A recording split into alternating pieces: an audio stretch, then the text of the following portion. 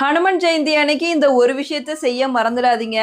ஆஞ்சநேயர் அவதரித்த நாளான ஹனுமன் ஜெயந்தி வர டிசம்பர் 19 வெள்ளிக்கிழமை கொண்டாடப்பட இருக்கு. ஆஞ்சநேயர் மார்கழி மாதத்துல அமாவாசையுடன் கூடிய மூலம் நட்சத்திரத்தன்னைக்கு அவதரித்தாரு. அன்னைக்கு எப்படி வழிபாடு செய்யறது அப்படிங்கறத பத்தி பார்க்கலாம். மார்கழி மாதம், அதனால அதிகாலையில எந்திரிச்சு வாசல அழகா கோலம் போட்டுட்டு குளிச்சிடுங்க.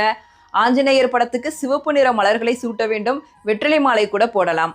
வாழைப்பழம், வெல்லம், உளுந்த வடை, சர்க்கரை பொங்கல், வெண்ணெய், இதில் எதோ உங்களுக்கு படைக்க முடியுமோ அதை நைவேத்தியமாக ஆஞ்சநேயருக்கு படைச்சிடுங்க. அன்னைக்கு சொல்ல வேண்டிய எளிமையான சக்தி வாய்ந்த மந்திரம் ஓம் ஹனுமதே நம. இதை 108 தடவை இல்லாட்டி 1008 தடவை உச்சரிக்கலாம்.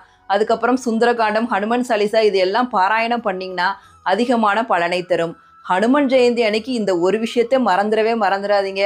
அதுதான் ராமநாமம். ராமநாமம் எங்கெல்லாம் உச்சரிக்கப்படுகிறதோ அங்கெல்லாம் ஆஞ்சநேயர் கட்டாயம் இருப்பாரு. அதனால ராமநாமத்தை ஆஞ்சநேயர் ஜெயந்தி அன்னைக்கு உங்களால எவ்வளோ தடவை